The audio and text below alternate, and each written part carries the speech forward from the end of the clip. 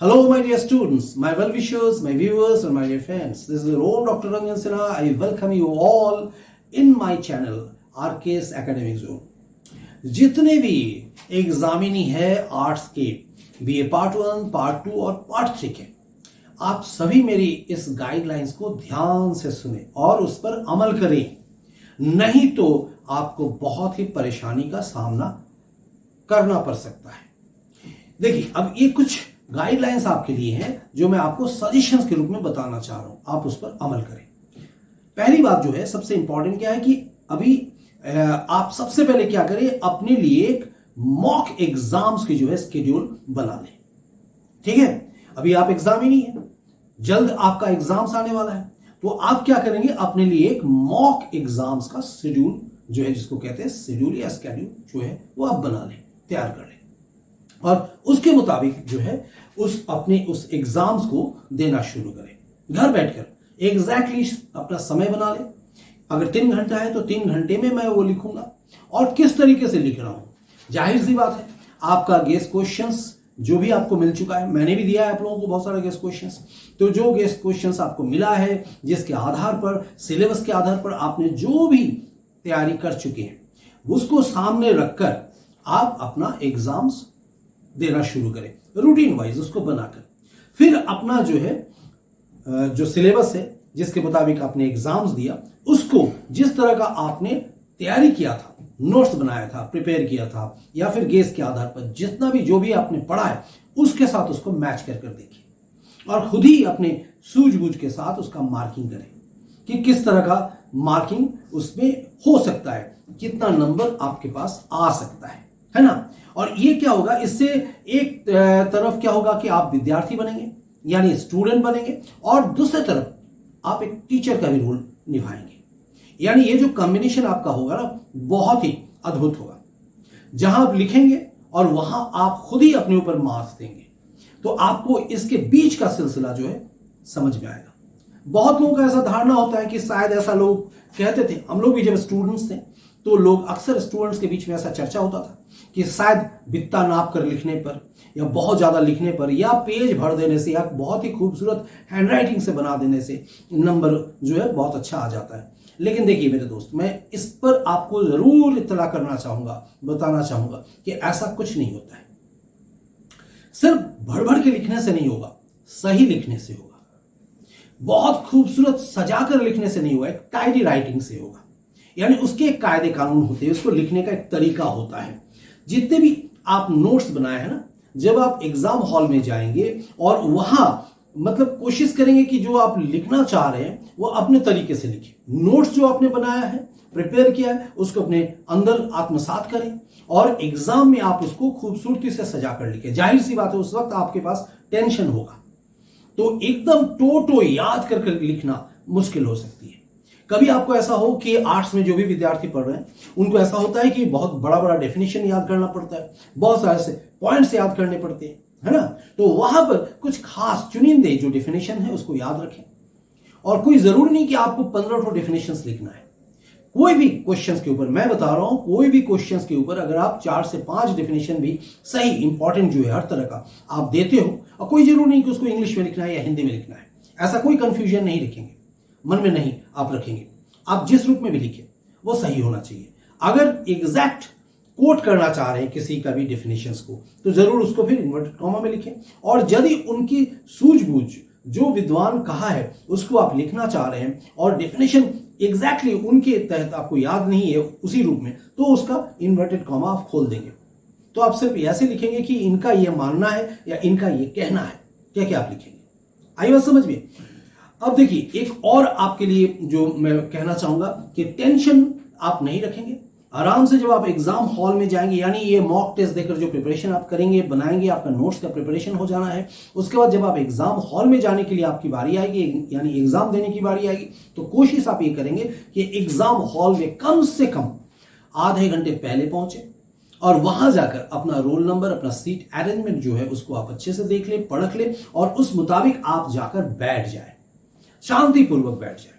वहां दोस्तों के साथ बैठकर हंसी मजाक ठेका लगाना ये सब बंद कर देंगे, अपने आप को कंसंट्रेट करेंगे, बैठकर सोचेंगे, और जब आप गंभीरता के साथ बैठेंगे, सोचेंगे, तो जाहिर सी बात है जो आपने तैयारी की हुई है वो आपके दिमाग में आना शुरू हो जाएगा, है ना। अब देखिए, जैसे ही आपके पास क्वेश्चंस मिला, क्वेश्चंस मिलते ही आपने लिखना शुरू किया, ऐसी कुछ नहीं।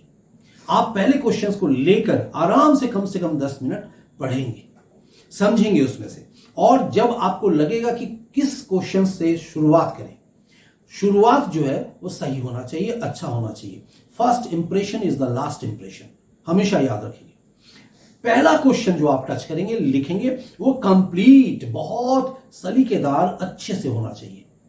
देखिए, जो एग्जामिनी दे रहे हैं और जो एग्जामिनर उसके जांच के लिए बैठे हैं, वो एग्जामिनर भले आज एग्जामिनर है लेकिन कल वे भी एग्जामिनी थे, तो उनको ये पता है कि एक एग्जाम हॉल का क्या कंडीशन होता है, एक एग्जामिनी का किस तरह का मेंटली एक प्रेशर रहता है। यानी धीरे धीरे समय जैसे जैसे बढ़ता जाएगा, उसका लिखने का जो अंदाज है वो बढ़ता जाएगा, फास्ट होता जाएगा, लिखावट थोड़ा सा टाइडी से अनटाइडी होता जाएगा, और हो सकता है जहां 10 पॉइंट्स लिखने हैं वहां से 2-3 पॉइंट्स आगे पीछे हो जाए, कुछ फर्क नहीं पड़ने वाला है उसमें से। इसीलिए तो मैंने कहा उसमें आपको क्या करना है, डेफिनेशन जहां जहां जैसे जैसे आप बढ़ रहे हैं तो वहां क्या करेंगे, आप थोड़ा थोड़ा प्रिसाइज करेंगे, छोटा छोटा करेंगे, और पॉइंट्स का जो इलेबोरेशन है, एक्सप्लेनेशन जो है, उसको खोलकर आप लिखेंगे, और एक कोशिश और करेंगे। अगर देखिए 3-4 क्वेश्चंस आपने लिख लिया, आउट ऑफ अगर 5 क्वेश्चंस लिखने हैं, 4 क्वेश्चंस लिखने हैं, फिलहाल तो आपको लॉन्ग क्वेश्चंस जो है 4 लिखने पड़ेंगे और ऑब्जेक्टिव क्वेश्चंस होंगे, तो यहां पर जो क्वेश्चंस आप लिखने जाएंगे उसमें से एक क्वेश्चंस को अवश्य आप टिप्पणी वाला चूज करें। टिप्पणी यानी जो टिप्पणी आप लिखेंगे, देखिए स्टैंडर्ड राइटिंग जो एक्सप्लेन के साथ आप लिखने जाएंगे, कम से कम उसमें जो है 1 से 1.5 पेज होना चाहिए, और पूरा क्वेश्चन जब आप लिखेंगे वो कम से कम आपका जो है 4 से 5 पेज के अंदर होना चाहिए, तभी वो पूरा कंप्लीट, मेरे ख्याल से वो एक्सप्लेनेशन सही सही होता है। इसको आप अवश्य वहां पर ध्यान देंगे। यानी आपको क्या करना है, अपने लिखावट पर ध्यान देना है, और मार्जिन, कॉपी का जो मार्जिन है ना, उसको पहले ही आप बना लेंगे, 4 फोल्ड्स में आप फोल्ड कर लिए, साइड वाले फोल्डर्स को आप खाली रखेंगे, वो मार्जिन कहलाएगा, और वहां पर उस जगह पर आप जैसे जैसे आपका लिखावट बढ़ता जाएगा, शुरू में क्या होता है, आप इंट्रोडक्शंस लिखते हैं, परिचय लिखते हैं, तो साइड में आप वहां लिखे इंट्रोडक्शंस या परिचय, अंडरलाइन करें, किसी अलग जो रंग बिरंगे पेन का इस्तेमाल नहीं करेंगे, एक ही स्याही से आप लिखने की कोशिश करेंगे, उसको सिर्फ गाढ़ा कर देंगे, जैसे परिचय, इंट्रोडक्शंस, या कैरेक्टरिस्टिक्स, या मेरिट डिमेरिट्स, गुण दोष, कुछ भी लिख रहे हैं, विशेषताएं लिख रहे हैं, या वर्गीकरण कर रहे हैं, कुछ भी कर रहे हैं, तो वहां साइड में आप लिखते चलेंगे। क्योंकि उस भीड़ में क्या होता है, जब एग्जामिनर आपका कॉपी जांचता है, बहुत सारी कॉपीज उनको जांचना पड़ता है, अगर उनके पास ये चीज रहेगा ना, इस तरह का टाइडी फॉर्म बना रहेगा, तो बहुत खुश होगा, और जाहिर सी बात से आपका इंप्रेशन वहां अलग आएगा।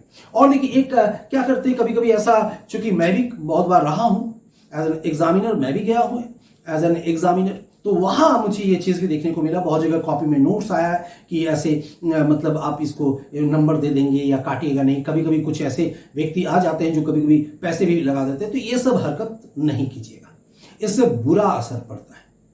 बात समझ में आ गई? बहुत ही स्मार्ट बनकर अपना काम करेंगे, लेकिन ओवर स्मार्ट बनने की जरूरत नहीं है, ठीक है। अब देखिए, यानी मैंने बता दिया कि किस तरीके से आपको मतलब चलना पड़ता है, और छोटे छोटे जो आप जा रहे हैं, लिख रहे हैं, जहां पर जिस तरीके से आप लिख रहे हैं, मार्जिनल आप लिख रहे हैं कि नहीं, ये सब ध्यान देते यदि लिखेंगे तो आपका क्वेश्चन, जाहिर सी बात है, उसका आंसर्स बहुत टाइडी होगा, खूबसूरत होगा। और एक चीज मतलब हमेशा ध्यान में रखेंगे, जैसे मैंने अभी कहा, बेवजह, यानी बहुत सारे आर्ट्स में लोग क्या करते हैं, सोचते हैं, जैसे समाज शास्त्र लिखे, सोशियोलॉजी, व्हाट इज सोशियोलॉजी, समाज शास्त्र क्या है, क्योंकि वो समाज शास्त्र समाज का विज्ञान है, क्योंकि वो समाज शास्त्र है, समाज शास्त्र समाज के अध्ययन करता है, क्योंकि वो समाज शास्त्र। ऐसे करके फेंट फेंट कर लिखने की जरूरत नहीं है, इतने बुर्बक कोई एग्जामिनर नहीं होता है। लोग सोचते हैं कि बहुत खूबसूरत राइटिंग बनाकर लिखते चले जाए और उससे नंबर आ जाएंगे, नहीं होता ऐसा मेरे दोस्त। ये भी मैं अपने एक्सपीरियंस से आपको बता रहा हूं, इस तरह का कॉपीज भी हमारे हाथ में भी लगा है, लेकिन इसका बुरा असर आ जाता है। इसलिए कुछ भी नहीं, भले आपका आंसर थोड़ा छोटा हो जाए चलेगा, लेकिन अनाप शनाप बेवजह कुछ भी बात वहां नहीं बढ़ेंगे। शांतिपूर्वक लिखेंगे और अच्छे से लिखेंगे, सोच कर लिखेंगे, ठीक है। और यानी पाठ को जैसे जैसे आप लिखते चलेंगे, अंत में अवश्य उसको कंक्लूड करेंगे, यानी निष्कर्ष अवश्य लिखेंगे, और साइड में उसी तरह से निष्कर्ष आपने लिख दिया। तो कंक्लूड जब आप करेंगे तो ऊपर जितना भी आपने व्याख्या किया, जो एक्सप्लेनेशंस वाले कुछ क्वेश्चंस होते हैं, तो वहां आप ध्यान रखेंगे कि एग्जामिनर को आपको सेटिस्फाई करना है, व्याख्या जो भी करना है तो उसको बहुत ही खूबसूरती से करेंगे। जब भी एक पार्ट से दूसरे पार्ट पे आप जाएंगे आंसर्स के, तो वहां पैरा चेंज करेंगे और स्पष्टता होना चाहिए लिखने के क्रम में, ताकि एग्जामिनर को हर एक चीज पता चले। टू द पॉइंट आप लिखेंगे, कहीं भी कुछ भी चीज अनाप शनाप नहीं भरेंगे। और कोशिश अंत में यह होना चाहिए, जब आप चाह रहे हैं कि एग्जाम ओवर होने जा रहे हैं, तो आपका टारगेट यह होना चाहिए कि जैसे आपने शुरू में लिखने के पहले 10 मिनट अपने पास आपने रखा क्वेश्चन को पढ़ने के लिए, समझने के लिए, ठीक उसी तरीके से जब आप एग्जाम ओवर करेंगे, आपका ध्यान में यह होना चाहिए कि कम से कम अंत होने से 10 मिनट पहले आप पूरा खत्म कर देंगे और 10 मिनट से 15 मिनट अपने रिवीजन के लिए रखेंगे, रिवाइज कर लेंगे कि अपना रोल नंबर, रोल कोड्स वगैरह वगैरह जो भी है उसको आपने सही तरीके से लिखा है कि नहीं, आंसर्स को प्रॉपरली लिखा है कि नहीं, मार्जिनल जो भी चीज था लिखना था वो आपने लिखा कि नहीं। फिर आप कॉपी को जमा करेंगे।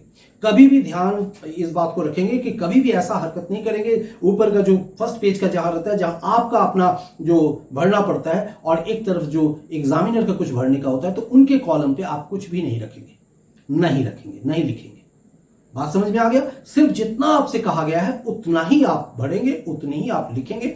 टाइडी राइटिंग होना चाहिए। ऐसा जरूरी नहीं कि उसके लिए आपको बहुत समय लग रहा है और आप धीरे धीरे लिख रहे नहीं। टाइम बहुत अहम भूमिका निभाएगी इस वक्त, तो यहां आपको वो भी ध्यान में रखना पड़ेगा। बॉल पेन जिससे भी आप इस्तेमाल कर रहे हैं, इंक गाढ़ा हो, सही हो, लेकिन फैले नहीं, साफ सुथरा हो, ठीक है। ओवर राइटिंग ज्यादा नहीं करेंगे, किसी रंग बिरंगे पेन का इस्तेमाल नहीं करेंगे। ये छोटी छोटी चीजें आपको याद रखना है। ये मेरी तरफ से आप लोगों के लिए गाइडलाइंस है और आपके लिए all the best, best of luck. आप अच्छे से एग्जाम्स दें और सफल हो जाए। देखिए, अंत में मैं यही कहूंगा कि हम इंसान सिर्फ और सिर्फ कोशिश कर सकते हैं। आप भी कोशिश कर सकते हैं। मैं भी जिस रूप में आपको लगा बता सकूं, गाइड कर सकूं, मैंने कोशिश किया करने, मतलब आपको समझाने की। तो ये बात हमेशा याद रखेंगे कि कभी भी कुछ भी, जैसे कहावत है ना, कुछ किए बगैर जय जयकार नहीं होता और कोशिश करने वाले का हार नहीं होता। यानी कोशिश करते रहे ऑलवेज।